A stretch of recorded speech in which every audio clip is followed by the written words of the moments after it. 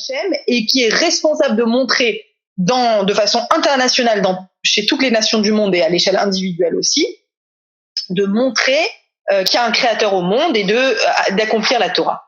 Pour ce mouvement-là de devenir Am Israël, il ne peut se faire que si tu sors d'Égypte. Sortir d'Égypte, c'est quoi?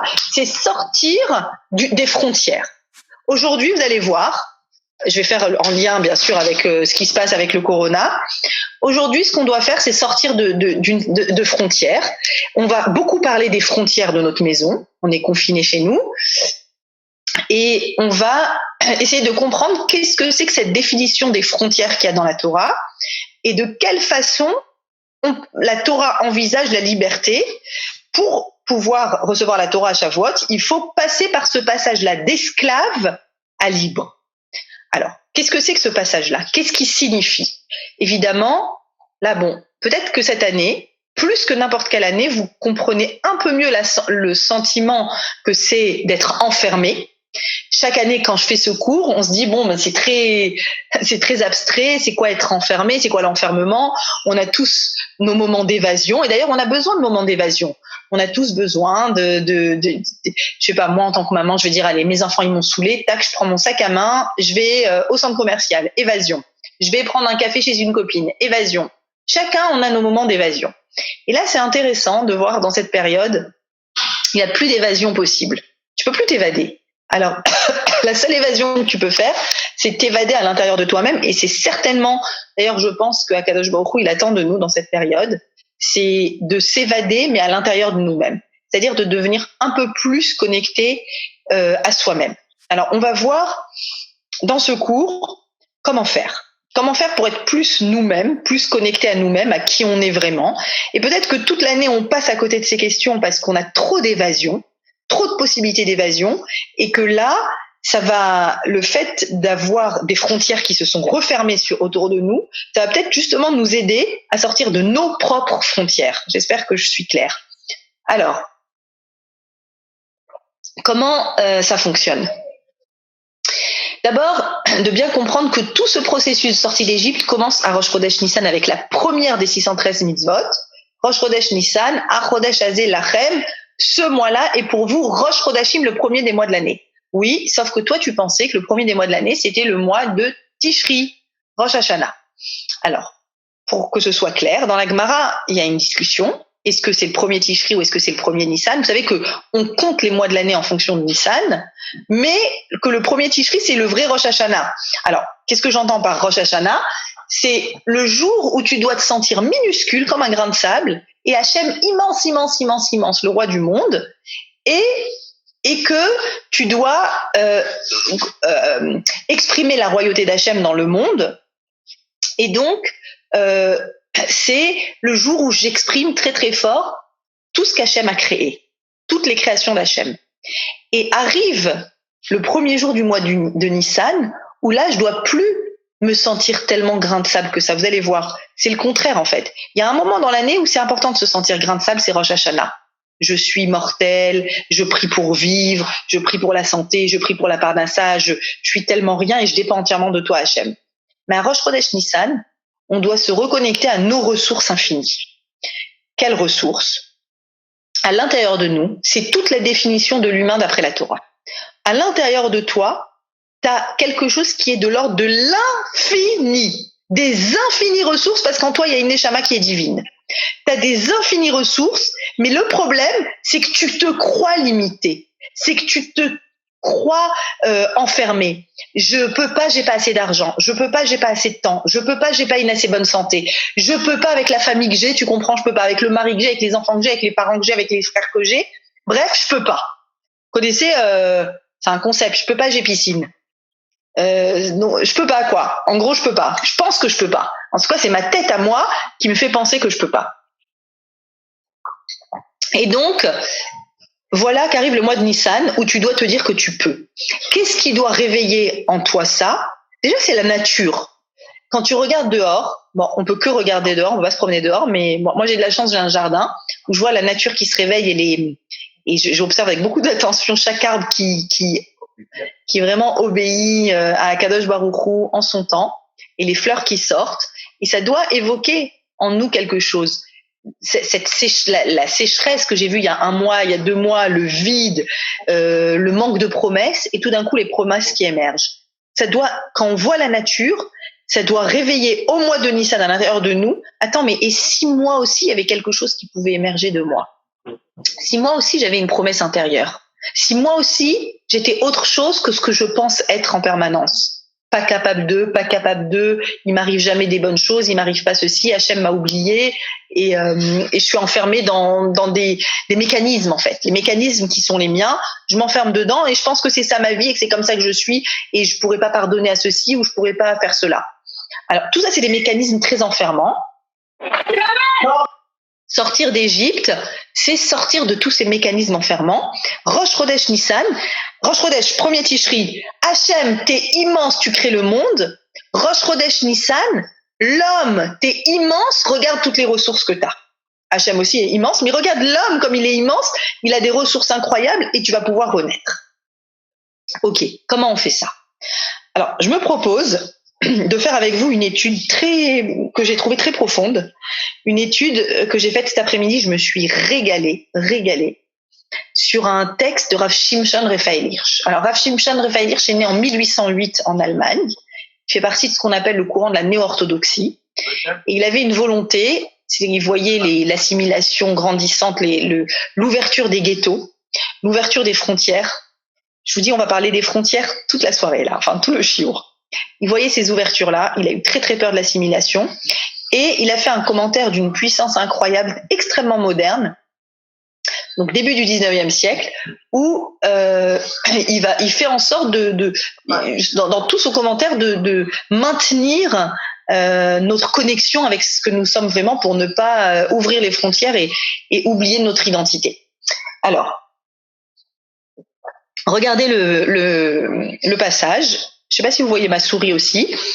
Alors, le passage que je vous ai mis ici, versets 3 et 4, c'est le 12e chapitre du livre de Shemot, Parashat Bo. C'est le chapitre qui raconte les 3 dernières plaies et la sortie d'Égypte. Ok? Et voilà. Que dit ce chapitre? En fait, il me raconte, à partir du 10e jour du mois de Nissan, avant la 10e plaie, comment faire pour devenir quelqu'un de libre. Et Rav Hirsch introduit son commentaire en posant une question très simple. Il dit, attendez, j'ai un amas de centaines de milliers ou de millions de personnes qui sont tous des esclaves. C'est pas un peuple, c'est pas une nation, ils ont pas de Torah, c'est pas des juifs encore. C'est tous des descendants des 12 tribus. Qu'est-ce qu'ils sont? Qu'est-ce qu'ils ont? Ils sont rien. Le seul point commun qu'ils ont tous, c'est qu'ils sont esclaves en Égypte. Comment, à partir de cet amas d'esclaves, à Kadosh Baruch Hu, tu fabriques un peuple qui 3500 ans après, malgré tout ce qui nous est arrivé, on est encore là. Et on fête chaque année la sortie d'Égypte. Comment Hachem, de cet amas d'esclaves, vous comprenez la question, tu as fabriqué un peuple avec une identité commune. Qu'est-ce qui fait notre identité commune? Alors, on est le 10 Nissan, au moment de ces versets. Le 10 Nissan, on est avant la plaie des premiers-nés. Qu'est-ce qu'on reçoit comme ordre le 10 Nissan? De prendre un agneau, qui était la divinité des Égyptiens, de l'attacher au pied de notre lit, de le laisser comme ça 4 jours, et le 14 Nissan, juste avant l'entrée de Pessah, de faire le Korban Pessah, donc de faire le sacrifice pascal, et de manger cet agneau qui a été grillé au feu, de le manger maison par maison. Toutes les maisons ensemble se réunissent. Alors vous allez voir, on va beaucoup parler de ça, des maisons. On se réunit par maison et on mange le Korban Pessah. Regardez comment la Torah dit ça. Les mots sont importants. Alors, Hachem il dit, parlez à toute l'assemblée des Bnei Israël, Be'asor la Chodesh, le 10e jour du mois, je suis dans le verset 3, 12e chapitre de Shemot, le 10e jour du mois de Nissan, donc, Ve'ikru lahem, et qu'ils prennent pour eux. Quoi? Ish, un homme. C'est un agneau. Le Beit Avot, par maison de leur père, c'est la Baït, un agneau par maison. Verset suivant. Et si dans une maison il n'y a pas assez de personnes pour un agneau, alors il prendra lui et son voisin qui est le proche de sa maison En fonction du nombre des personnes, chacun selon combien il consomme, vous ferez la répartition du C, donc de l'agneau. Ok, vous êtes avec moi? C'est dur de savoir si on... J'ai besoin d'avoir les visages des... Bon, bref. Compliqué. Attendez, je vais essayer. Oui, c'est très bien. C'est très, très, très bien. Qui c'est qui dit? C'est gentil. On comprend tout, c'est super. Top, Mariacha. On est fan. Allez-y, continuez. c'est top, c'est top. De parler un ordi. Génial. Ouais, trop mignonne. Alors, donc, regardez comment s'opère le passage de l'esclavage à la liberté et comment on devient d'un ramassis d'esclaves, on devient le peuple d'Hachem. Comment ça se passe? Ça se passe le 10 Nissan. Comment? Alors, parlez à l'assemblée. Ikrou, regardez le verset, qu'ils prennent pour eux chaque homme un agneau. Il y a ici un problème grammatical évident. C'est que, au lieu qu'il y ait écrit que tout homme prenne pour lui un agneau, il y a écrit qu'ils prennent pour eux un homme un agneau. Vous le voyez le verset? Si vous le voyez, pour ceux qui sont hébraïsants, qu'ils prennent pour eux un homme un agneau par maison. Alors la première remarque que je voudrais vous faire, c'est que quand j'ouvre la paracha de la sortie d'Égypte et que j'essaye de regarder le mot qui revient le plus souvent le mot qui revient le plus souvent, c'est là où Hachem, c'est comme si Hachem il mettait un stabilo. Mince, ça a coupé mon téléphone. En jaune. À 7%. Attendez, il y a quelqu'un qu'on entend. C'est comme si si Hachem il te mettait un stabilo, il te dit regarde ce mot, il revient sans arrêt, il est important ce mot, écoute. C'est quoi le mot qui revient tout le temps? C'est le mot baït, maison. C'est la baït, un agneau par maison. Bet avot, la maison des parents. El beto, vers sa maison. Après, vous vous souvenez, la suite, c'est Hachem qui va sauter sur les maisons. Il va dépasser les maisons. Il va passer à une autre maison. Cette maison, elle est préservée. La maison. Mes copines, cette année, on est toutes à la maison. Et on va peut-être pouvoir comprendre, peut-être cette année, qu'est-ce que c'est que cette idée de se connecter à sa maison la veille de Pessah. Et en vrai, allez, soyons sérieux, même les années normales où on n'a jamais connu de confinement, même quand moi j'allais au travail jusqu'à très tard, ma tête elle était dans la maison. C'est-à-dire qu'on est très actif dans la maison. Qu'est-ce qu'il faut faire? Qu'est-ce qu'il faut ranger? Qu'est-ce qu'il faut cachériser? Telle étagère, tel endroit, telle pièce, bref, on est connecté maison. Il y a beaucoup à faire dans la maison. Alors, comment s'opèrent, d'après Rav Hirsch, les étapes de la liberté pour devenir la nation d'Hachem alors qu'on est plein de cicatrices, plein de coups de fouet, ça fait 210 ans qu'on vit un cauchemar, on est enfermé et prenons-le au sens de nous sommes enfermés dans nos mécanismes où on est sûr d'être ce qu'on est ou qu'on peut pas être autre chose, etc. Comment je deviens libre? Étape numéro 1, je vous ai dit, imperfection, problème grammatical, qui prennent pour eux un homme. Comme si ce qu'on prenait, c'est l'homme. Vous comprenez? Vous voyez ou pas la particularité du verset dit Rav Hirsch? Qu'ils prennent un homme. En fait, l'homme, c'est le sujet du verbe. Sauf qu'il apparaît à l'endroit du COD. Comme s'il y avait écrit que chacun prenne un homme. C'est-à-dire que la première des choses qu'on doit prendre, c'est l'homme qui est en nous. La femme qui est en nous, l'individu qui est en nous, le ish, devenir un ish. Qu'est-ce que j'appelle devenir un ish? Dans les termes de Rav Hirsch, justement, de qui je me suis entièrement inspirée pour ce shiur, il dit que le propre de l'esclave, c'est justement d'être personne. Est-ce qu'on demande à un esclave son avis? Est-ce qu'il a une personnalité? Est-ce qu'il a des besoins? Est-ce qu'il a des envies? Est-ce qu'il a des désirs? Il a rien. Il est rien, il est personne, il est un esclave. Il possède rien et il n'est rien. La première étape, et là je vais dire c'est la première frontière qu'on va poser ensemble. La frontière de mon être, de moi. Première frontière à poser ce soir, dans les étapes vers la liberté, c'est de savoir qui je suis, quelle est ma ishiyut. C'est quoi une ishiyut? C'est une personnalité. Quelle est ma personnalité? Est-ce que je m'enferme dans une personnalité qui n'est pas la mienne? Je crois que je suis un tel, ou je crois au contraire que je suis impatient, que je suis rancunier, que je suis pas capable, que je suis... pas intelligent, pas. Je me suis créé moi-même une image de ma personne, mais à combien elle est vraie? La première chose que tu dois prendre, le dit Nissan, c'est Ish, l'individu, la personnalité qui est en toi. Avoir de la personnalité, réfléchir à sa personnalité, réfléchir à sa personne, à son être. Dans ces moments où on est chez nous, je pense que c'est des moments idéaux, les meilleurs moments peut-être de liberté, où on n'est pas libre apparemment, mais on est le plus libre de réfléchir sans justement tous nos moments d'évasion classiques. D'habitude, je m'évade. D'habitude, je veux pas réfléchir. D'habitude, je veux pas comprendre pourquoi je me suis disputée avec ma sœur, avec un tel, pourquoi ça va pas, pourquoi ça fonctionne pas. Allez, je vais à Zara, ça ira mieux. Bon, ça marche un peu Zara, mais un peu, pas des tonnes. Après, ça revient. Et là, t'as vraiment l'occasion, t'es donné, c'est le moment où tu dois réfléchir à Ish, à ta personne, à ta personnalité, en fait. Et enlever justement toutes les choses superflues et superficielles qui sont pas moi, où je crois que c'est moi, mais c'est peut-être pas moi, qui je suis, quelle est mon intériorité. Vous savez, quand dans cette période-là de confinement, alors je sais pas, chacun vit le confinement à sa façon, en fonction sûrement aussi du nombre de personnes qu'ils sont dans la maison. Il y a des enfants, est-ce qu'ils sont chez leurs parents, est-ce qu'ils sont avec leurs enfants, est-ce qu'on est marié, est-ce qu'on est célibataire, etc. Mais une chose est sûre, c'est que d'être tout le temps ensemble, ça pose vraiment la question de la frontière de ma personne. Et qu'il y a des moments où j'ai pas envie d'être avec d'autres. Il y a des moments où on est obligé tout le temps. Moi, je vois mes enfants qui se disputent plus que normal, ce qui est logique. Je peux même pas leur en vouloir. Mais en fait, moi, je me suis dit, c'est peut-être pour qu'il se passe quelque chose, quoi. Qu'il se passe un truc intéressant, parce qu'il se passe tellement rien qu'au moins, quand ils se disputent, ils créent de l'ambiance. Ils ont raison, ils nous créent de l'ambiance. Bon, des fois, ça saoule un peu, mais ils créent vraiment de l'ambiance.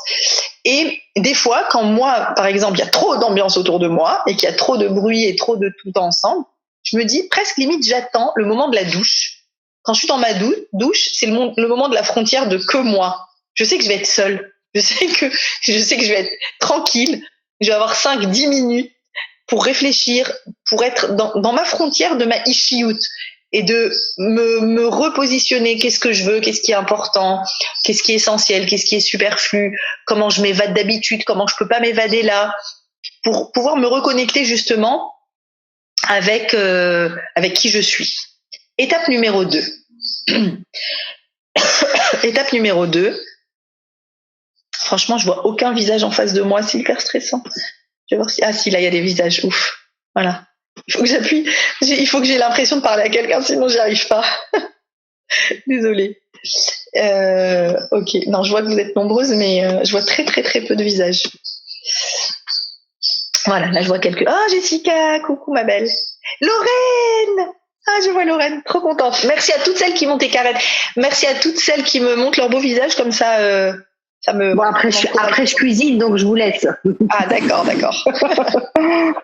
Nous, on est de Paris, hein. Je sais pas où vous êtes, mais nous, on est à Paris. Oh, d'accord, moi aussi, je suis à Paris. Donc on disait, première étape, Ish, ma personne. Deuxième étape, que je vais appeler une deuxième frontière, c'est ma possession. Le propre d'un esclave, c'est qu'il ne possède rien. Tout ce qu'il possède appartient à son maître. C'est ça, être un esclave. Pour la première fois de leur vie, on va leur faire posséder quelque chose. Ils vont posséder un agneau. Et également, il va y avoir une forme d'égalité de tous qui va être mise en place. Tout le monde est égal, ils sont tous égaux, parce que tout le monde doit posséder. Chaque entité, chaque famille, chaque maison doit posséder son agneau.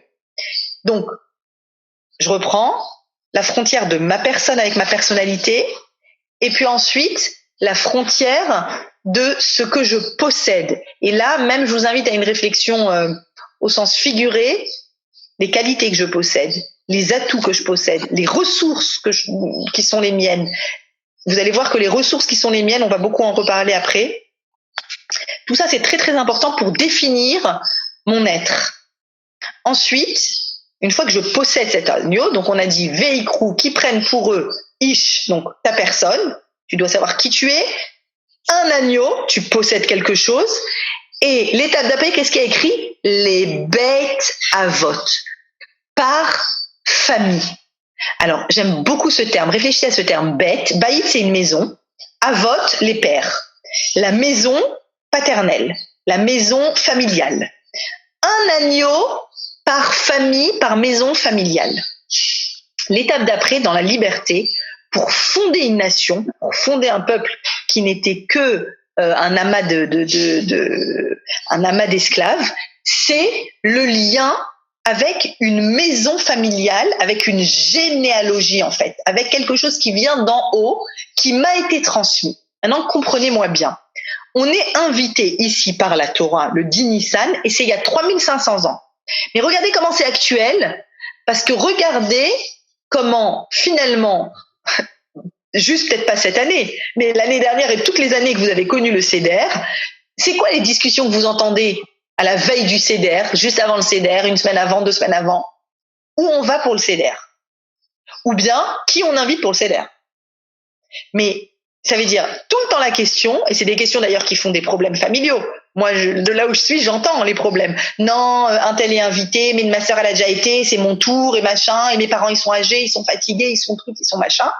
Mais regardez comment le Seder de Pessah, même en Israël, dans les milieux les plus laïques, les moins pratiquants, où il y a quand même il y aura de la matzah à table, il y aura quelque chose, toujours, on va se regrouper par famille. C'est écrit ici dans la Torah. On se regroupe par famille. On va chez papy, on va chez mamie, il va faire bibilou. On veut écouter comment il lit la Haggadah. J'ai des élèves qui me racontent comment, en Tunisie ou ailleurs, ils savaient pas lire la Haggadah. Ils appuyaient sur le magnétophone et ils avaient l'enregistrement du défunt grand-père qui est mort, ou arrière-grand-père, et ils l'entendaient chanter la Haggadah d'outre-tombe. Mais voilà, c'est ça, c'est la Haggadah, c'est Bet Avot, c'est la maison des parents. Ça vient de mes parents, ça m'a été transmis, c'est comme ça. D'où ça vient? D'ici, de ce passouk. Dans ce passouk, j'ai un agneau par maison de parents. Ça, c'est la première définition. Donc, comment on devient un peuple? Rappelez-vous, d'abord, la personnalité de chacun, la possession de chacun, qu'est-ce que je possède, mes ressources. Ensuite, je suis lié à une famille. Alors, Rav Hirsch dit, attention, tu es lié à une famille de bas en haut. Donc là, c'est une réflexion bête à vote, la maison des parents. Donc, comme aujourd'hui, chez mes grands-parents, chez mes tontons, chez mes arrière-grands-parents, c'est comme ça qu'on fait Pessah. D'ailleurs, juste un petit clin d'œil, je vous dis, j'ai souvent des appels avant Pessah, des jeunes couples en première année de mariage qui se fightent. Et pourquoi ils se fightent? Parce que où on va à Pessah? Est-ce qu'on va chez tes parents ou chez mes parents? Et après, oui, mais l'année dernière, on était chez tes parents et j'ai cru que je faisais un safari. C'est hyper bizarre comment ils font Pessah. Alors, c'est un truc de dingue. En fait, Pessah, c'est vraiment une fête hyper culturelle familialement. Ça veut dire que tu as les familles qui me racontent. Chez nous, Pessah, on est assis par terre sur le tapis et on mange de telle façon par terre. Je vous assure que j'ai déjà entendu ça. Je l'ai jamais vu, mais je l'ai entendu. Donc, et c'est comme ça, il n'y a pas une autre façon de faire Pessah. Chez quelqu'un d'autre, le bibilou, il doit être chanté comme ça, et s'il est chanté autrement, on dirait que t'as pas fait Pessah. Le vers d'Eliaou Hanavi, chacun sa petite habitude. Nous le sang, quand on fait les macotes, alors on met le petit doigt et on fait comme ça. Alors il y en a d'autres qui font pas du tout comme ça, ils prennent un grand verre avec une cuvette et ils versent de l'eau. Et toi, t'assistes à ça, tu dis mais attends, je suis chez qui? C'est pas comme ça Pessah chez moi. Et en fait, voilà, il y a toutes ces façons-là de faire Pessah. Et c'est le Pessah lié à ma généalogie. C'est-à-dire que ta réflexion, ça doit être c'est une réflexion de liberté. C'est une réflexion donc sur les frontières de ta personne, sur les frontières de ce que tu possèdes, de tes ressources, sur les frontières de où tu viens. Quelle est ta maison? À quelle maison tu appartiens? À quelle généalogie? Qu'est-ce que au-dessus de toi on te transmet? Être lié à une famille, c'est une étape vers le lien à une nation. Mais je suis lié à une famille. Qui est cette famille? Quelles sont les valeurs de ma famille? Qu'est-ce qu'on transmet dans cette famille? Ok. Et ça, dit Rav Hirsch, c'est un lien du haut vers le bas. Mais il y a aussi un autre lien, il dit, et je trouve ça bouleversant qu'il écrive ça il y a 2 siècles. Il y a plus de 2 siècles, il écrit ça. Il dit c'est aussi un lien du bas vers le haut. Qu'est-ce que ça veut dire? Ça veut dire que je m'interroge, est-ce que j'ai envie de prendre mes enfants, mettons que j'ai des enfants, mes enfants, et je veux les lier à leur généalogie, à leurs grands-parents. Mais il dit quelque chose d'incroyable. Je vais vous le dire dans ces mots. Je trouve ça vraiment incroyable ce qui est écrit. Il dit comme ça. Pardon. Aussi, un lien de haut en bas, des parents vers les enfants. C'est-à-dire, il y a les enfants qui disent j'appartiens à cette généalogie et je veux que mes enfants viennent et apprennent de leurs grands-parents, par exemple. Mais il y a aussi un autre mouvement de haut en bas, des parents vers les enfants. Pourquoi ? Parce que la suite, c'est, vous vous souvenez le verset numéro 4, et s'il n'y a pas assez dans une maison pour un agneau, c'est-à-dire qu'il y a une loi du Corban Pessar super importante qui dit qu'il ne faut pas qu'il y ait de reste de l'agneau pascal. On va le faire griller, on va le manger, le 15 Nissan. Il ne faut pas qu'il y ait de reste. Non, pour qu'il n'y ait pas de reste, c'est une loi super importante. Donc, il faut que je calcule le nombre de parts. Maintenant, venez, on se met dans l'ambiance. Venez, on est il y a 2000 et quelques années. Il y a le Beth Amikdash, il y a le temple. On va tous à Jérusalem pour le Corban Pessar, pour l'agneau pascal. OK.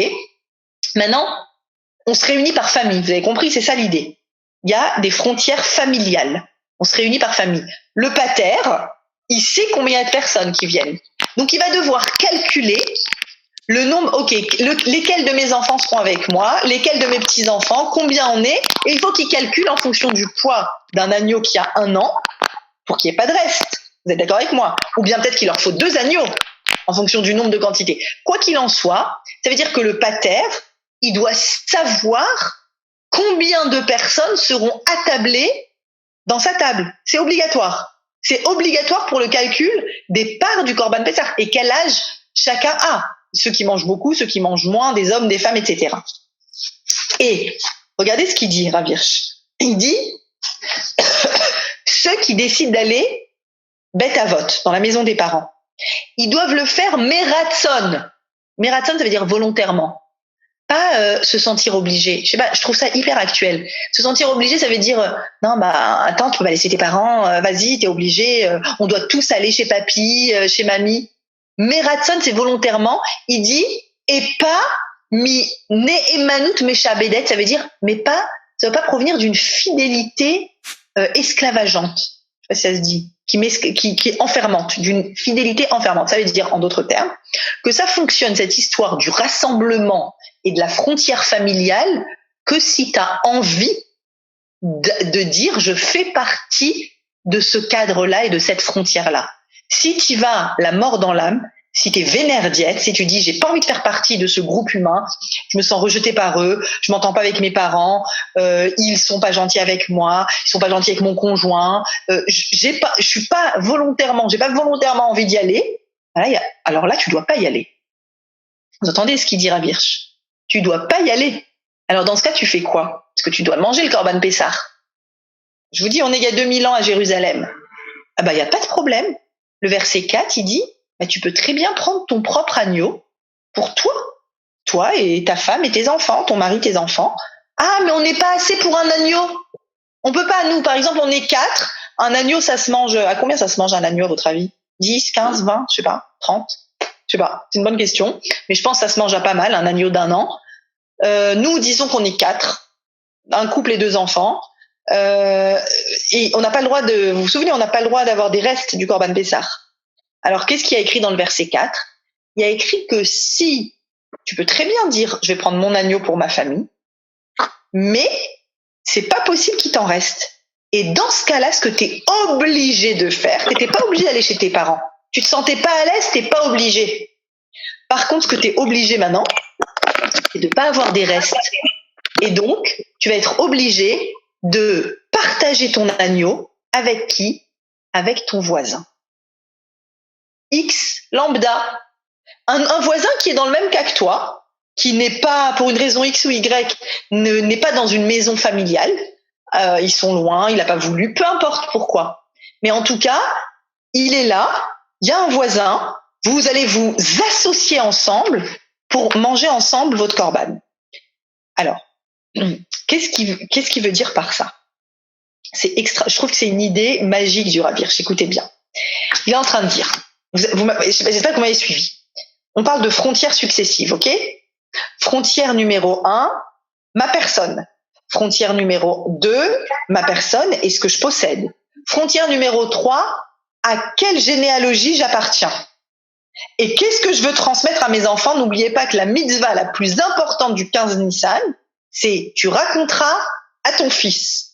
Donc raconte-lui. Et ça, là, puisque je suis dans un cas de relève, toutes les jeunes filles que je fréquente beaucoup, que j'ai beaucoup de bonheur avec qui j'ai beaucoup de bonheur à parler, souvent de ces questions-là qui reviennent, et je sors avec un tel, mais est-ce que c'est vraiment la bonne personne? Est-ce que c'est avec lui que je vais faire ma vie, etc. En vrai, la question que vous vous posez et que vous devez vous poser, c'est quelles sont les transmissions, les valeurs fondamentales que je veux transmettre à la génération suivante, et est-ce qu'elles correspondent à ce que veut transmettre telle personne à la génération suivante? C'est ça la vraie question essentielle. Est-ce que c'est quelqu'un avec qui on partage les mêmes valeurs? Pas qu'on partage le même temps et on partage des évasions. Parce que partager des évasions ensemble, on peut partager avec plein de gens des évasions. Mais est-ce qu'on partage la même transmission de valeurs? Ça, c'est une vraie question. Et donc, donc, on a dit frontière, donc moi, mes possessions, ma famille, ce que je transmets. Et ensuite, l'étape d'après, c'est moi et le voisin. Moi et le voisin. Regardez comme c'est, vous allez voir, on dirait que ce texte a été écrit pour la période qu'on est en train de vivre de Corona. C'est-à-dire, il y a quelqu'un, il y a un voisin, il y a moi dans ma maison, et il y a moi, ce que je vais donner et partager avec mon voisin. Dans la période actuelle qu'on est en train de vivre, où d'une certaine façon, on peut penser qu'on est plus tourné vers nous-mêmes. Alors, il y a un objectif positif, c'est d'être tourné vers soi-même pour mieux se définir. Ça, on a compris. Mais est-ce que pour autant, on peut quand même être dans le partage? Est-ce qu'on peut quand même donner aux autres? Regardez ce que dit Rav Hirsch. Vous allez voir, c'est exactement la période qu'on est en train de vivre. Je trouve ça incroyable. Il dit comme ça. Il dit, ce qui crée la base, donc je l'ai traduit moi-même cet après-midi, ce qui crée la base de notre relation, ce qui crée la base d'une nation, apparemment, de notre nation, c'est une loi, la loi du Corban Pessah, c'est la loi qui va nous rendre libres. Sans Corban Pessah, il n'y a pas de sortie d'Égypte, rappelez-vous. Une loi qui sépare et qui crée des frontières entre les maisons et les sécurise d'une atteinte extérieure. Regardez, les sécurise d'une atteinte extérieure. Ma maison, ma culture, mon bibilou, mon céder. Ok. Alors, il pose une question géniale. Quel est le ciment qui lie une maison à une autre? Je le dis autrement. Qu'est-ce qui fait notre nation? Qu'est-ce qui fait notre peuple? Apparemment, là, pour l'instant, Corban Pessah égale chacun chez soi, dans sa maison, dans sa culture, dans sa transmission, frontière de ma maison, frontière de ma personne, qui je suis, qui est ma maison, qu'est-ce que je transmets? Ok. Alors, qu'est-ce qui fait le lien entre moi et vous toutes là, maintenant, sur Zoom? Comment ça se fait qu'on se sent liés? Quel est le lien? Alors, regardez ce qu'il dit. Il dit que dans toutes les nations du monde, ce qui fait le lien, l'unité d'une nation, c'est quoi? C'est le besoin, le manque et la fragilité. Si vous réfléchissez, c'est vrai.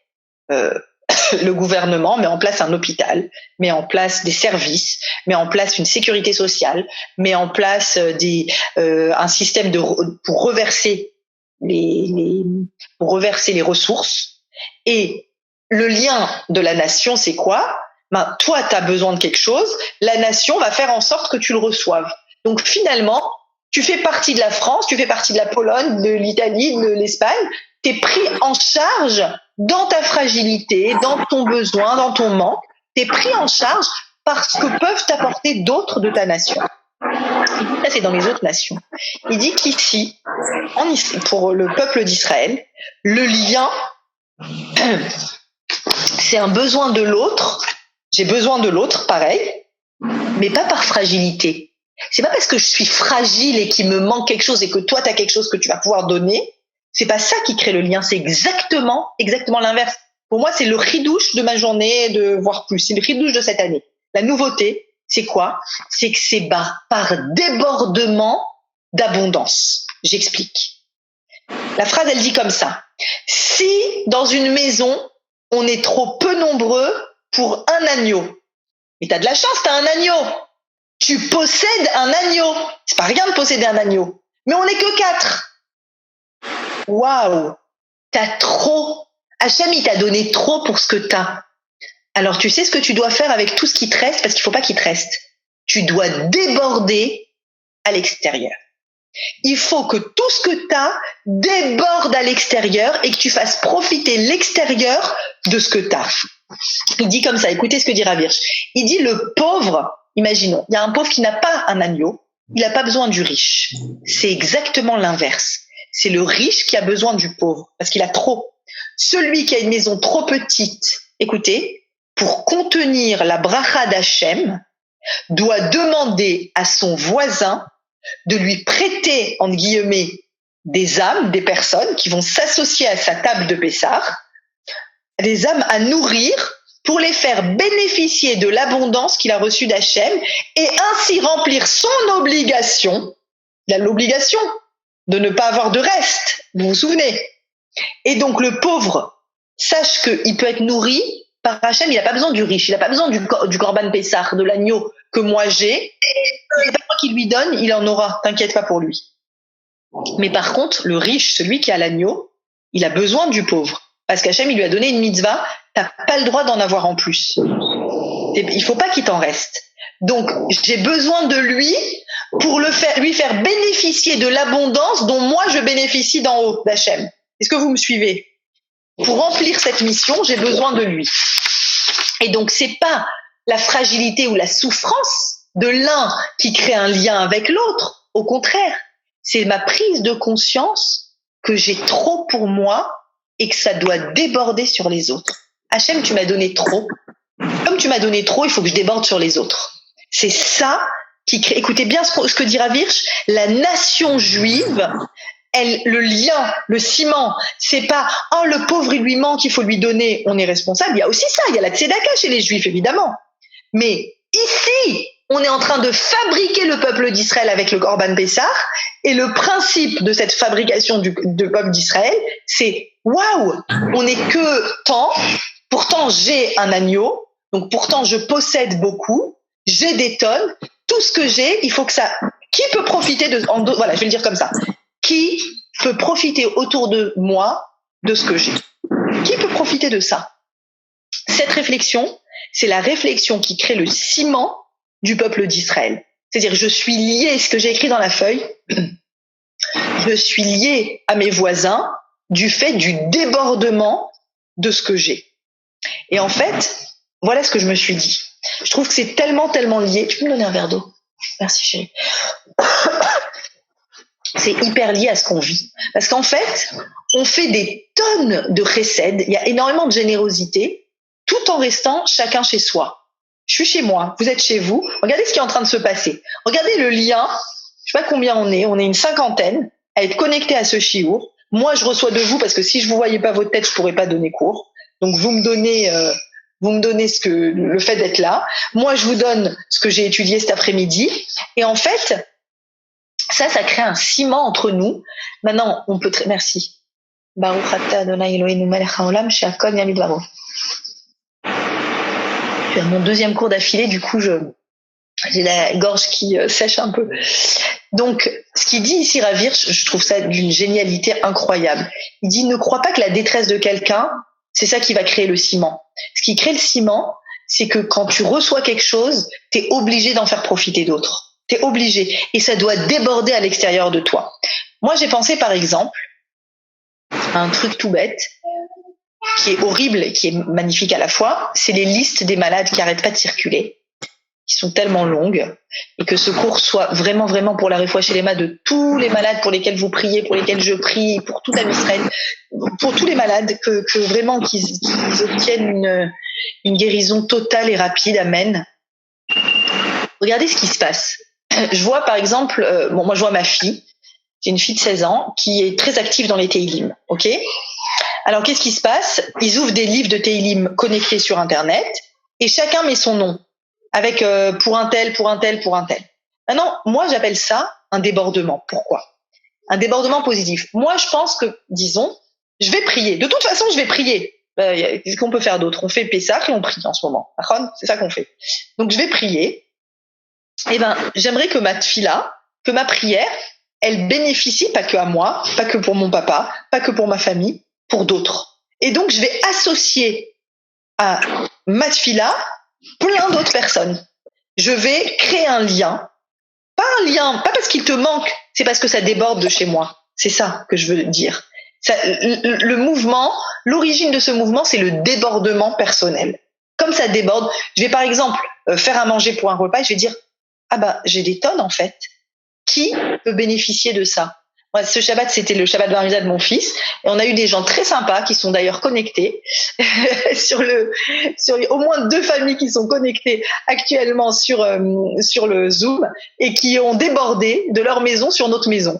Et c'est vraiment, je l'ai senti comme un débordement parce que c'est pas qu'on avait besoin, on n'avait pas besoin. C'est eux qui ont débordé. Ils ont dit, ils ont une bar mitzvah, ils ont quelque chose, on va leur envoyer. On n'en avait sincèrement pas besoin, c'est-à-dire ça ne nous manquait pas, mais c'est un débordement. D'ailleurs, vous savez ce que je viens de vous dire quand je dis ça ne nous manque pas, c'est ce qu'on dit dans la Birkat Ha'ilanot qu'on dit actuellement. Actuellement, on a une mitzvah géniale, magnifique, la mitzvah d'aller chercher dans la nature 2 arbres fruitiers en fleurs. Et dès que je vois 2 arbres fruitiers en fleurs, donc qui sont des ébauches de promesses de fruits, eh bien, je dois faire une bénédiction devant ces arbres fruitiers. Et dans cette bénédiction, je dis Baruch Ata Hashem, Hashem, Shelo Chiser Be'olam Klum. Tu n'as créé aucun manque dans le monde. Peut-être que je sens qu'il me manque des choses, mais tu n'as pas créé un manque.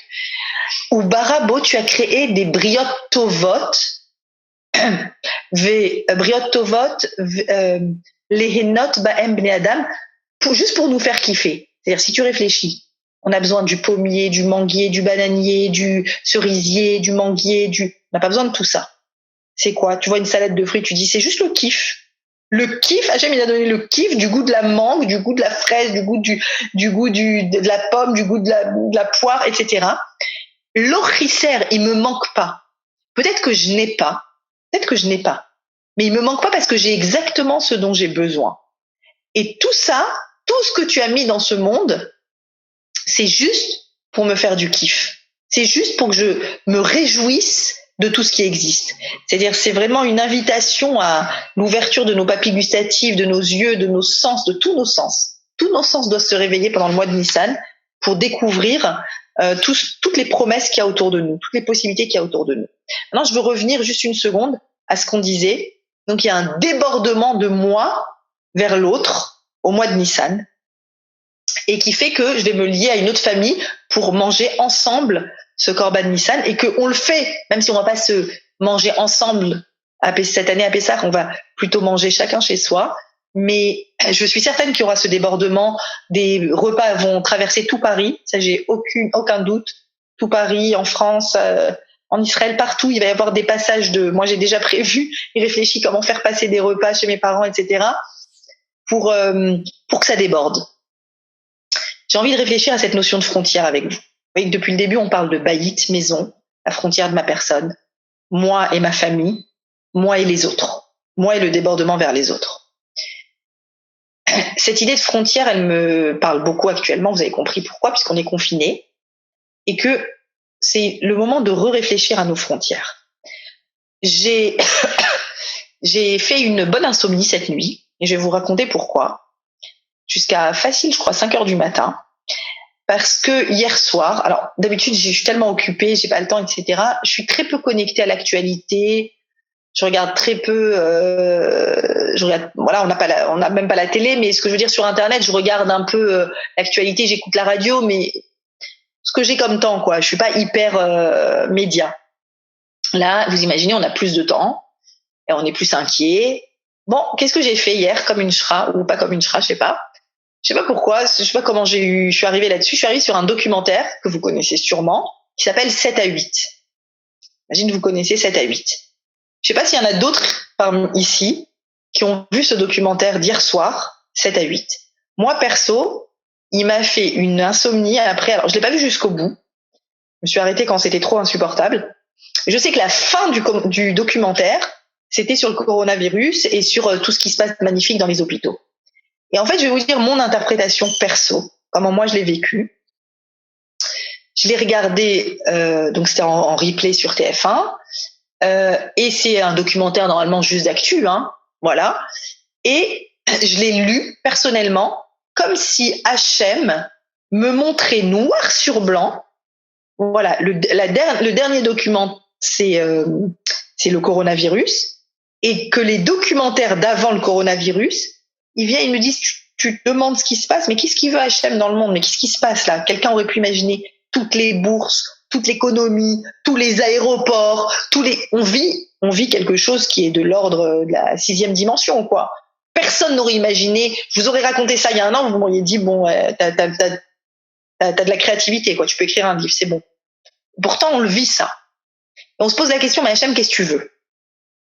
J'ai eu le sentiment personnel, hein, c'est subjectif, que ce documentaire me racontait à quel point le monde est malade mental et pourquoi H&M il nous amène vers une réflexion sur nous, sur notre identité, sur notre frontière, sur notre maison, sur notre personne. Je vous explique. Le début du documentaire, c'était des scientifiques en Corée du Sud, un grand scientifique qui a monté une entreprise qui cartonne. Et cette entreprise, elle fait quoi? Je vous le dis en 2 mots, c'est pas intéressant de rester longtemps là-dessus. Mais en gros, grâce à l'évolution de la science, etc., il a réussi à cloner des animaux, notamment à cloner des chiens. Et alors, il s'est fait tout un business avec les gens qui sont malheureux à en crever parce que leur chien est mort et qui peuvent pas imaginer, concevoir de vivre sans leur chien. Donc, ils amènent le cadavre de leur chien à ce mec qui prend des cellules, qui les clone et on offre après ils prennent une mère porteuse qui va porter le bébé va naître par césarienne, tout ça, le bébé chien, hein, on parle des chiens, et on va offrir pour la modique somme de 90 000 € le clone du défunt chien qui est mort. Étape numéro 1, donc j'ai beaucoup de peine pour ces gens peinés, mais voilà, on est dans un monde où pour le chien mort, c'est le plus haut niveau de science de clonage. Bon, aujourd'hui, évidemment, on n'a pas le droit de cloner Baruch Hashem. C'est pas éthique de cloner un humain, mais tu peux cloner un chien et tu vas lui donner la sensation qu'il revit avec son chien. Donc, étape numéro 1, mais c'est pas ça qui m'a le plus effrayé, c'est effrayant. C'est sûr que c'est effrayant qu'on vit dans un monde où il y a un business de gens qui veulent cloner leur chien mort. C'est assez effrayant. Mais plus effrayant, c'était, le documentaire suivant qui parlait, et là j'ai eu du mal à le croire, et c'est ça qui m'a fait mon insomnie, et je sais pas comment vous dire, je souffrais vraiment de minuit à 5 heures du matin, je souffrais la souffrance du monde d'Akadosh Baruch Hu. Je veux pas ouvrir de polémique, mais je vous raconte tel que c'est raconté. Des enfants transgenres aux États-Unis, un enfant peut dire à l'âge de 3 ans, 4 ans, 5 ans, 6 ans, 9 ans, papa, maman, en fait, je suis pas une fille, je suis un garçon. En fait, je suis pas un garçon, je suis une fille. Et un médecin, une endocrinologue haut placée donne des hormones à un garçon, en l'occurrence. Elle le bourre d'hormones pour qu'il ait pas de poils, etc., qu'il ait des seins qui poussent. Bon, je vais pas rentrer dans les détails, c'est trop horrible. Mais ce pauvre gosse, donc, au nom des libertés, au nom de la liberté d'expression, au nom de sa propre liberté de dire ce qu'il est, la science va lui donner la possibilité de briser la frontière de sa personne, d'endosser la frontière d'une autre personne, et avec l'aide de la science, avec l'aide voilà. Et dans l'exemple qu'ils ont donné en l'occurrence, tu voyais ce garçon, habillé en fille qui a 17 ans, mini-jupe, collant, machin, des petits seins, tout ça, qui est en fait un garçon, et qui arrive chez le médecin avec son père. On te dit que c'est son père adoptif, mais après dans la suite du documentaire, on t'explique quand même que c'est un enfant qui est né, qui a pas eu de chance, c'est sûr, il est né d'une mère narcomane, SDF, etc., qui a été donné à l'adoption, et qui l'a adopté, mais ça, tu le vois dans le documentaire, un couple gay, donc 2 hommes qui vivent ensemble et qui l'ont adopté. Et lui, à l'âge de je sais pas, il a dit mais en fait peut-être que je suis pas un garçon, peut-être qu'en fait je suis une fille. Et Rav Brandt, il a dit, j'ai entendu quand il a fait le respect de Rav Amou, il dit on a confisqué la moralité du monde. C'est-à-dire là ce que je suis en train de vous dire, si ça se trouve il y a même des gens qui sont choqués parmi ceux qui sont en train de m'écouter, mais tant pis, je m'en fous. C'est-à-dire qu'on a confisqué, maintenant tout est tellement libre, tout est tellement possible, toutes les frontières sont ouvertes. Tout est possible, tu peux tout penser, tu peux tout dire, tu peux tout faire, tu peux tout accepter au nom de la tolérance absolue. Et ça, moi, de là où je suis, en tout cas, ça me paraît tellement évident que ce gamin, je veux dire, il a grandi sans repère. Alors déjà, à la base, avec une souffrance, allez savoir ce qu'il a vécu enfant, et ensuite la souffrance d'être élevé par 2 hommes dans un monde. C'est-à-dire que je reprends ce que je suis en train de vous dire sur Pessah. On parle de la maison, baït, la maison, le cocon familial. Et même s'il te convient pas ce cocon familial, c'est pas grave. Crée ton cocon familial à toi, que tu es ton agneau. Et ton agneau, il faut qu'il déborde sur tes voisins parce que tu as quelque chose à distribuer aux autres, tu as quelque chose à donner aux autres. C'est-à-dire qu'on vient et on te parle de ta famille, de ta maison, de ton baït. Peu importe. Et après ici, peu importe qu'on ait des enfants biologiques, des enfants adoptés, des enfants, peu importe. Mais en tout cas, il y a une structure familiale. C'est ça que je veux vous dire. On vit dans un monde où il n'y a plus aucune structure. Aucune. Il n'y a plus aucune frontière évidente. Rien n'est évident. Tout, on est obligé maintenant de tout accepter. Et j'ai eu le sentiment, je vous dis, c'est moi, c'est personnel, vous avez le droit de pas être d'accord ou de me prendre pour une archaïque folle, mais moi, j'ai eu le sentiment quand j'ai regardé ce 7 à 8, le dernier épisode, enfin, le dernier documentaire était sur le corona. Et avant d'arriver au corona, tu passais par le clone des chiens et tu passais par l'enfant transgenre, qui a le droit de dire qu'il est un garçon quand il est une fille, qu'il est une fille quand il est un garçon, et il aura le droit d'être opéré, il aura le droit de, etc. Je suis pas en train, maintenant, dans ce cours, de vous dire quelle autre solution je veux apporter à ces souffrances humaines. Elles existent et il faut en apporter. C'est pas mon objectif. Mon objectif, c'est juste de prendre un peu de recul, de dire, attends, on est où? On est où? On va où? Je voudrais vous rappeler la première mitzvah que Dieu donne à Adam.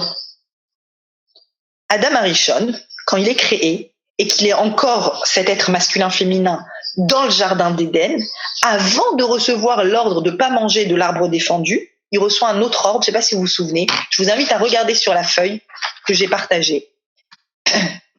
Verset 15 du 2e chapitre de la Genèse, Hachem prend Adam, Vayani Réou Began Eden, il le met dans le Gan Eden, et là il lui donne un ordre. Concernant le jardin d'Éden, voilà, cet endroit, peu importe que vous sachiez ou pas ce que c'est le jardin d'Éden, c'est un concept, c'est idyllique, c'est parfait, c'est sans souffrance, c'est sans corona. Qu'est-ce qu'il lui dit sur le jardin d'Éden? Il lui dit les ovda, je vous ai mis ça en rouge, les ovda ou les shomra. Ce que je te demande concernant le jardin d'Éden, c'est de le cultiver et de le protéger. Réfléchissez à ces 2 mots, mes amis. Cultiver et protéger. C'est antinomique. C'est un paradoxe. Comment tu peux à la fois cultiver quelque chose et le protéger? Tu peux pas. Si tu cultives, c'est quoi la culture? Je veux me cultiver, je vais à la bibliothèque et je lis plein de livres et ça rentre dans ma tête et j'ai plus de culture. Je me cultive. Si je veux cultiver mon jardin, je prends des graines extérieures à ce jardin, je les mets dans mon jardin, ça va créer de la culture, ça va créer quelque chose qui va pousser, de différent, de nouveau. Je vais prendre une graine. Une graine, le mot graine, ça se dit zera. Ça vient du mot zar, étranger. Je suis obligée de prendre une graine étrangère. Je peux pas cloner une graine. La science, maintenant, elle peut cloner. Mais dans la nature, comment Hachem a créé les choses, je peux pas cloner. D'ailleurs, réfléchissez. Toutes les mitzvot de la Torah, c'est des mitzvot qui me demandent de créer des frontières. Regardez. Une femme doit s'habiller comme ça. Un homme doit s'habiller comme ça. On peut pas mélanger les habits. On peut pas mélanger le lin et la laine. Soit un habit en lin, le lin est solide, la laine est chaud, c'est chaud. Soit tu choisis de faire un habit chaud, soit un habit solide. T'as pas le droit, écoutez, t'as pas le droit d'atteler à la même charrue un bœuf et un âne. Ça les fait souffrir. Le bœuf, il est plus fort que l'âne. L'âne, il devra aller très vite. Ça va les faire souffrir. C'est un interdit de la Torah. T'as pas le droit de greffer des espèces différentes ensemble, végétales et à plus forte raison animales. Regardez, tu dois redéfinir les frontières. Ça, c'est un bœuf. Ça, c'est un âne. Ça, c'est du lin. Ça, c'est de la laine. Ça, c'est une fille. Ça, c'est un garçon. Ça, c'est une maison. Ça, c'est l'extérieur de la maison. Ça, c'est l'intérieur de la maison. Tu peux pas avoir le même comportement à l'extérieur, à l'intérieur. Tu peux pas t'habiller de la même façon à l'extérieur, à l'intérieur, etc. C'est-à-dire que sans arrêt, on vient et on me redemande de créer les frontières. Ça, c'est cachère. Ça, c'est pas cachère. Ça, je peux le dire. Ça, je peux pas le dire. Ça, je peux le faire. Ça, je peux pas le faire. Toute la Torah, tout le judaïsme, c'est défini des frontières. La première mitzvah qui est donnée à Adam, c'est cultive le jardin d'Éden. Cultive, donc ouvre la frontière. Est-ce que vous me suivez? C'est très important de comprendre cette idée. Ouvre la frontière pour cultiver. Et protège. Protège, c'est ferme la frontière. Alors je dois faire quoi? Je dois ouvrir la frontière ou je dois fermer la frontière? Qu'est-ce que tu me demandes? Alors écoutez. Et c'est, si vous avez compris ça dans ce cours, yes, c'est trop bien. C'est une idée fondamentale de la vie et de la Torah et du judaïsme. C'est quoi la vie? C'est quoi être vivant? D'une cellule, du cœur. Hillel, tu veux venir, chérie? Tu fais pas de bruit si tu viens. D'accord? Tu fais pas de bruit parce que maman elle fait un chiour. Ouvre la porte, chérie. La vie, c'est quoi? Le cœur. Prenons déjà l'image du cœur. Le cœur, c'est, je sais pas si vous me voyez, parce que moi je me vois pas. Est-ce que vous me voyez ce que je fais, le mouvement que je fais? Ouais? D'accord.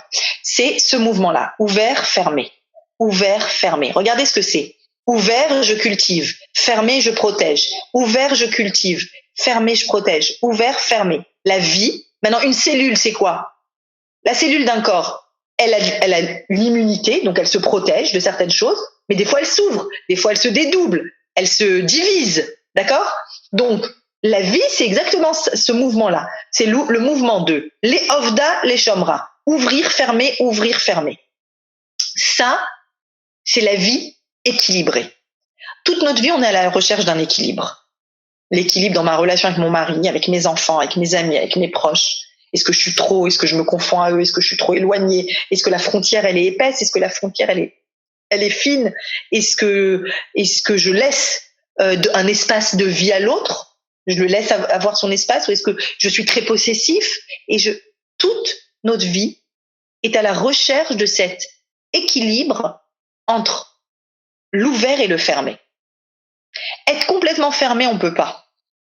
D'accord? Je peux pas vivre dans un monde aseptisé et dire le monde est aseptisé. Bah, tu n'auras pas les anticorps si le monde est aseptisé.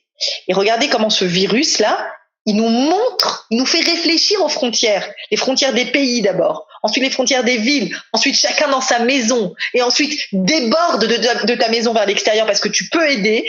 Oui à la solidarité, comment il a dit Macron, oui à la solidarité et pas à la je sais plus quoi. Bon bref, il a fait un jeu de mots sympa.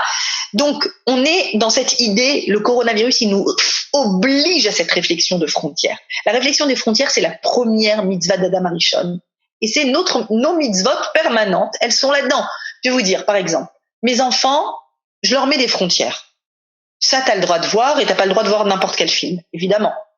Je leur mets des frontières, tu peux rester réveillé jusqu'à telle heure et pas après telle heure. Tu peux, on est au supermarché, ça tu peux acheter, ça tu peux pas acheter. Tel habit tu peux le mettre, tel habit tu peux pas le mettre. Ils ont plein de frontières. C'est ça l'éducation, vous allez me dire. Et puis, des fois, on ouvre les frontières. Comment faire pour que quand j'ouvre la frontière, j'ai pas une perte d'identité? C'est ça la question finalement. Parce que si la frontière elle est que ouverte, il y a plus d'identité. Voilà l'exemple que je vous ai donné sur le documentaire 7 à 8. Ouverture de toutes les frontières. Tu peux être fille, tu peux être garçon, tu peux être chien, tu peux être cloné, tu peux être ce que tu veux en fait. Il n'y a plus de frontières identitaires. Comment je fais pour savoir quelles frontières ouvrir et quelles frontières ne pas ouvrir? Alors, c'est la question de la vie, vous allez me dire, et à chaque situation, il faudra réfléchir. Mais globalement, par exemple, je me dis que quand j'ouvre les frontières, par exemple, de ma maison et que j'invite des gens chez moi, et c'est des gens qui vivent pas forcément comme moi, peut-être qu'ils font pas Shabbat, Bon, pas actuellement, mais en général, j'invite chez moi à Pessah, à Sukkot, à Rosh Hashanah, à tout Shabbat. J'ouvre une frontière et j'invite mes enfants, ma famille, à voir un mode de vie qui n'est pas le même que le leur. Alors, il y a des gens qui vont dire moi je ferai jamais ça, frontière. Oui, mais tu peux pas rester fermé tout le temps. La frontière, elle doit s'ouvrir aussi. Alors, comment tu réfléchis? Qu'est-ce que tu ouvres et qu'est-ce que tu ouvres pas? Eh bien, il me semble que la frontière, elle s'ouvre. Il y a écrit ici, dans ce qu'on vient de voir ensemble, quand elle s'ouvre, quand il y a un débordement de ma personne vers l'extérieur. Et ça, je vous le dis par expérience sur ce que je vois dans l'éducation avec mes enfants. Quand j'ouvre les frontières et que je leur demande à mes enfants de déborder à l'extérieur, par exemple, j'invite des gens et je leur dis « Montrez-leur comment on fait Shabbat ». Ils sont tellement dans le débordement qu'ils ne sont pas dans la culture, c'est-à-dire alors c'est pas un principe qui font que ça serait trop facile si ça fonctionnait tout le temps. Des fois, j'ouvre les frontières, je leur laisse voir des trucs, j'en sais rien sur internet, et j'ai sûrement tort parce que là, c'est les ovda pour vous cultiver. Oui, mais il y a des choses qui devraient pas rentrer. Là, au contraire, faut garder la frontière. Et d'autres fois, non, au contraire, il faut l'ouvrir cette frontière. Donc encore une fois, c'est d'une réflexion au cas par cas. Quand est-ce que j'ouvre? Quand est-ce que je ferme? Mais là, ce que je veux vous dire, c'est que sans frontières, il n'y a pas de vie. Il n'y a pas de vie sans frontières. Maintenant, qu'une frontière, il n'y a pas de vie. Parce que tu n'es pas ouverte à l'altérité. Et là, il y a écrit, tu dois te lier à ton voisin le plus proche, ça veut dire que tu dois ouvrir la frontière à un moment. Tu peux pas rester dans ta frontière de ta personne. Il n'y a pas écrit, je peux rester avec mon agneau chez moi et je le partage avec personne. Non, ça, c'est pas possible. Tu es obligé de le partager avec d'autres. T'es obligé. Donc, la frontière, c'est quoi? C'est d'abord une réflexion de qui je suis. Première chose. Ensuite, oula, j'ai pas vu le temps passer. Oulala, ça fait plus qu'1 heure. Mais je suis au début de mon cours. Waouh. Bon, désolée. Voilà, je suis pas. Des fois, je pars dans mon truc et voilà. Donc, la frontière de ma personne, la frontière de ma famille, la frontière de la transmission généalogique, la frontière de ce que moi j'ouvre et je suis capable de déborder à l'extérieur, mais je garde en tête qu'il faut des frontières. Il faut des frontières, il faut que je me fixe peut-être moi-même des frontières. Qu'est-ce que je m'autorise, qu'est-ce que je m'autorise pas? Qu'est-ce que je peux faire, qu'est-ce que je peux pas faire? Qu'est-ce qui est permis, qu'est-ce qui est interdit, qu'est-ce que je m'interdis? À chacun de réfléchir. Peut-être que le fait, moi j'ai eu beaucoup d'élèves qui m'ont témoigné qu'en période de confinement, elles ont essayé de faire Shabbat. Shabbat, c'est une frontière. C'est une frontière dans le temps. Incroyable. C'est un temps qui est en dehors du temps. C'est un temps qui est pas le même. Tout d'un coup, tu te crées des frontières, il y a des choses que je vais faire et d'autres que je vais pas faire. Je vais pas prendre mon ordi, je vais pas prendre mon portable, mais je vais faire les ovda, la culture. Je vais lire, je vais partager le repas avec quelqu'un que j'aime, je vais donner à quelqu'un le repas qui est chez moi et je vais le partager, je vais l'envoyer à une famille. Il y a des choses que je vais faire. Je vais mettre une belle robe, je vais mettre des beaux habits, je vais mettre une belle table de Shabbat, je vais mettre je vais chanter, je sais pas, je vais remplir mon Shabbat de contenu et je vais aussi mettre des frontières. Toujours cet équilibre entre les deux. Remplir de contenu, expansion, débordement et mettre une frontière. Et j'ai eu des témoignages d'élèves qui m'ont bouleversée. Et si vous voulez m'envoyer des messages, Bekef, parce que j'adore recevoir des messages de votre part, de personnes qui ont tenté de faire Shabbat et que ça a fonctionné et qui ont raconté l'expérience. C'était dur pour telle raison, c'était beau pour telle raison. Voilà ce qu'il me faudrait pour mieux réussir à le faire. Partagez vos expériences, je pense que c'est super intéressant et important. Shabbat, c'est vraiment un exemple de cette limite-là entre moi, ma personne et ce qui déborde de moi et ce que j'accepte et ce que je n'accepte pas. Si vous réfléchissez, par exemple, quand vous choisissez votre conjoint, c'est tout à fait ça la réflexion. C'est la frontière d'abord de ma personne et de l'autre personne. Combien on est possessif, combien on se confond, combien on est dans une singularité chacun. Qu'est-ce que j'accepte de l'autre, qu'est-ce que j'accepte pas. Vous placez une frontière de qu'est-ce qui est le respect, qu'est-ce qui ne l'est pas. Là, je trouve qu'il ne me respecte pas. Donc, c'est une frontière et ça, j'accepte pas. Ou bien, vous acceptez cette frontière et donc, mais chacune a sa frontière. Comprenez-moi. Chacun pose les limites de sa frontière dans sa famille, dans sa personne, avec son conjoint, avec ses proches. Et j'ai encore 1,5 milliard de trucs à vous dire, mais ça va faire trop long. Alors, comment je vais vous conclure tout ça? En cette période de grandes frontières, finalement, moi, je pense que ce qu'on a fait ce soir, c'est qu'on a défini nos frontières de notre être, mais qu'on les partage avec ceux qui sont autour de nous, avec cette idée de débordement que je vous ai donnée, que chacune réfléchisse comment elle peut déborder à l'extérieur d'elle. Alors, je vous précise aussi, bon, je vais quand même vous donner une petite idée rapidement, je vais la simplifier, parce qu'elle est liée à tout ce qu'on vient de dire jusqu'ici. Pourquoi Pessah s'appelle Pessah? Déjà, c'est très bizarre. Pessah, c'est un détail de Pessah. Pessah, ça veut dire sauter au-dessus. Vous savez, ça veut dire Hachem a sauté au-dessus des maisons. C'est pour ça que Pessah s'appelle Pessah. Mais c'est un détail. C'est un détail de la nuit du 15 Nissan, quand il y a eu la plaie des premiers-nés. Hachem a sauté, il y a écrit au-dessus des maisons juives. Maintenant, le texte qui dit ça, en fait, on répond à une question d'un des 4 fils de la Haggadah. Vous vous souvenez qu'il y a 4 fils qui posent des questions. Pessah, c'est de poser des questions. Vous devez avoir beaucoup de questions. Toutes les questions de votre vie, vous les posez. Et il y a une question qu'on attribue à l'enfant Racha.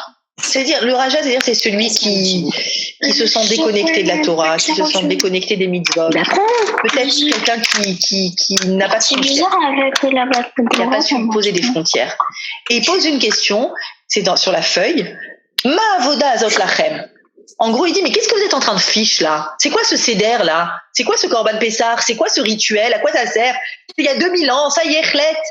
Nigmar, c'est fini. Qu'est-ce que vous faites? Et tu dois lui répondre, on est en train de manger le Korban Pessah, qui s'appelle Pessah parce qu'Hachem, il a fait Passover. Il est passé au-dessus. On s'en fout, c'est un détail. Et puis, quand la Torah raconte cette histoire, tout le peuple est content et se prosterne. Hachem, merci. Attends, quoi merci? T'es content? On te raconte qu'un jour, il y aura un enfant rachat, un mécréant, un mauvais, qui va venir et dire, qu'est-ce que t'es en train de faire là? C'est quoi ce Pessah que t'es en train de faire? Ouais, super, on est content. Voilà, il est chargé là. Il se charge. Alors, qu'est-ce que c'est cette idée? Là, ce qui se fait là, tu vois, il y a l'étoile. Il y a quelqu'un qu'on entend, s'il peut enlever son micro. Et je finis dans quelques minutes, promis. Pourquoi la fête de Pessah s'appelle Pessah sur quelque chose, vous avez compris, d'anecdotique? Hachem est passé au-dessus. Bon, tout ça, c'est le mot Pessah. Limite, j'aurais plus compris qu'on l'appelle soit la fête de la liberté, soit la fête de la matzah, je sais pas. Mais non, même la matzah, c'est anecdotique. Bon, ils ont mangé de la matzah. Fête de la liberté. Fête de l'indépendance. Chag Ha'atzmaut. Yom Ha'atzmaut. Ça aurait été bien. Yom Ha'atzmaut, la fête de l'indépendance, ça y est, on n'est plus esclave. Non, Pessah. Pessah, pourquoi? Rachid dit ça s'appelle Pessah parce qu'Hachem passe au-dessus des maisons. Et la chassidoute vient et dit, ça veut dire quoi qu'il passe au-dessus des maisons? Depuis quand Hachem il a des jambes? Depuis quand Hachem il a besoin de sauter sur une maison pour pas la tuer? Il décide. Lui je le tue, lui je le tue pas. C'est tout. Il n'a pas besoin il a pas besoin de passer au-dessus d'une maison. On est d'accord? Alors c'est quoi? C'est quoi l'idée? C'est que la maison ici, écoutez ce que disent les maîtres de la chassidoute, elle symbolise l'extérieur, la façade, la vue extérieure d'un être. Ça, c'est la maison. En fait, ta maison, il ne s'agit pas d'une maison physique. Une maison, c'est l'extérieur visible, sachant que l'intérieur de ma maison, c'est ma neshama. Et ça, c'est mon vrai moi. Mon vrai moi, il est à l'intérieur. Et Hachem, il passe au-dessus de la maison, ça veut dire quoi? Il passe au-dessus, c'est-à-dire que, en réalité, le juif qui est au milieu, il y a écrit Israël Emtsaï. Israël qui est au milieu, il est sauvé. Non, pas Israël qui est au milieu. Le juif du milieu. Celui qui est pas un grand tzaddik, qui est pas un grand rachat non plus. Qui est, à un moment, sa façade extérieure, elle est belle. À un moment, notre façade extérieure, elle est pas au top. Mais qui je suis? Est-ce que je suis ma maison? Est-ce que je suis cette frontière? Est-ce que je suis ma façade extérieure? Hachem, le 15 Nissan, chaque année, cette année le 15 Nissan, à Chatzot, c'est-à-dire au milieu de la nuit, il va venir et il va regarder ta maison. Ta maison, c'est ta façade extérieure. Il va dire, je m'en fiche. Je m'en fiche de ta façade extérieure. Des fois, t'as réussi. Des fois, t'étais beau, des fois, t'étais moins beau, des fois, t'étais confiné, des fois, t'as dit du mal, des fois, t'as fait attention, des fois, t'as su mettre des frontières, des fois, t'as pas su mettre des frontières. Peu importe. Moi, ce qui m'intéresse, ce soir, je passe au-dessus de ta maison. Je passe au-dessus de la façade extérieure. Il y a une chose qui m'intéresse. Rappelez-vous la mitzvah du 15 Nissan. Restez chez vous, ne sortez pas de la maison. C'est quoi ça? C'est la mitzvah du 15 Nissan. Reste chez toi, dans ta maison. C'est quoi? À l'intérieur. Connecte-toi à ton histoire, à tes généalogies. De qui tu viens? Avraham, Yitzhak et Yaakov. C'est eux tes pères. On dit les Avot, nos pères. Eux, c'est mes pères. Connecte-toi à ceux-là. Ils sont ta généalogie. Et donc, rentre à l'intérieur de la maison, ne sors pas. Et de toute façon, t'inquiète pas. Hachem, il va passer sur la maison. Il va pas regarder la façade. Ça va pas l'intéresser. Il va regarder juste à Neshama, combien elle est connectée à son histoire, combien elle est connectée à son Pessah ancestral qui vient du Beth Avot, de la maison des pères. C'est à ça qu'Hachem, il regarde cette connexion-là. Il regarde pas ta façade extérieure. Autrement dit, vous savez, c'est quoi la grande, belle nouvelle? Pourquoi on se prosterne? Vaïkodam, vaïshtachavu, il y a écrit dans le Passouk. Il n'y a pas de rachat. Le 15 Nissan, il n'y a pas de fils mauvais, méchant, mécréant. Il y a personne n'est méchant. Personne n'est mauvais. Il n'y en a pas, en fait. C'est ça la grande nouvelle. Pourquoi il n'y en a pas? Parce qu'Hachem, il regarde pas la façade. Il y en a qui sont méchants, mais de façade, d'extérieur. Et comme l'extérieur, c'est pas toi, si je veux savoir qui tu es, je dois rentrer à l'intérieur. T'es rentré à l'intérieur de ta maison, t'es rentré à l'intérieur de toi-même. Ah, en fait, t'es connecté à ta généalogie, t'es connecté à ta transmission, t'es connecté à ton débordement. Tu sais qui tu es, quelle est ta personne, ta ishiout, ce que t'as à donner à l'extérieur de toi. Tu es conscient des frontières, tu es connecté à l'intérieur de toi. Ok, moi je passe au-dessus de l'extérieur. Ça m'intéresse pas l'extérieur. Je vais passer par-dessus. C'est tout le sens du mot Pessah, de la fête de Pessah.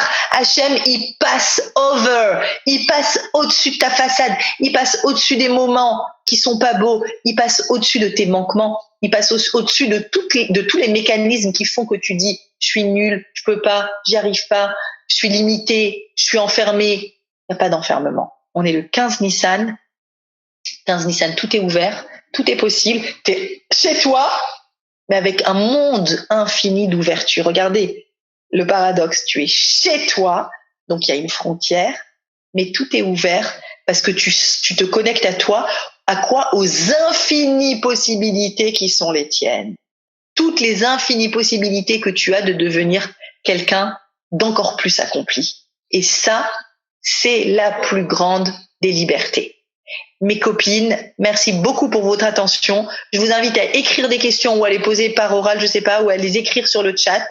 Peut-être que vous avez beaucoup de questions. Merci Lorraine pour ton écoute. Merci. Ah, je vois, il y a elle aussi, Jessica, Noémie. Voilà, je vois pas, Karen. Je sais pas, il y en a d'autres peut-être que, après je vois des noms. Je vois beaucoup de noms. Mais ceux qui est un soldat inconnu aussi, super. Et s'il y en a qui veulent poser des questions, les filles, je suis encore connectée. Au moins que j'ai l'impression que vous m'avez écouté. J'ai l'impression que, voilà, j'espère que ça a eu du sens, ce que je vous ai dit. J'étais un peu peut-être émue par cette histoire de frontières qui se brisent dans le monde et qui m'effraie même pour le monde qu'on laisse à nos enfants. Mais voilà, on continue à réfléchir à toutes ces notions de judaïsme qui sont toujours aussi vivantes et aussi actuelles. Et voilà, attendez, j'essaye de voir sur le chat s'il y en a qui posent des questions. Le Conversation. Je suis pas hyper forte, hein. Conversation, voilà. Est-ce qu'il y a des questions? Ah, merci à vous les filles de me dire merci, c'est hyper gentil. Les Louis Lichmat. On va rentrer. Ok. Il n'y a pas de questions? Ah, vous êtes trop mignonne. Et moi j'ai une question sur Merci Adam. Jessica. Et s'il y en a qui veulent quelque chose, je sais pas. Pourquoi parle-t-on du rachat alors dans la Haggadah? Parce que le rachat, c'est sûr que c'est un concept, on doit en parler. C'est un concept qui existe, le concept d'égarement. il existe. Mais la seule façon intelligente de parler du concept d'égarement, soi-même on peut se considérer comme rachat ou on peut considérer qu'on a des rachats ou d'autres. Mais bon, l'intérêt c'est de se considérer soi-même comme peut-être à des moments avec des égarements, mais la seule façon intelligente de parler du rachat, c'est en disant que le comportement rachat est un comportement de façade, mais qui définit pas mon être. Donc on peut en parler, mais au niveau de la façade extérieure, c'est pas moi, c'est pas mon essence, c'est quelque chose d'extérieur à moi. Ce qui est moi, viens chérie, viens dire bonjour mon cœur. Ce qui est moi, c'est ma neshama. Et ma neshama, elle est irréductible. La neshama est irréductible. Comment fait Adam pour cultiver et protéger le jardin? Comment on peut savoir quand on fait un zoom? Je sais pas ce que ça veut dire. J'ai pas compris. Voilà, il est là.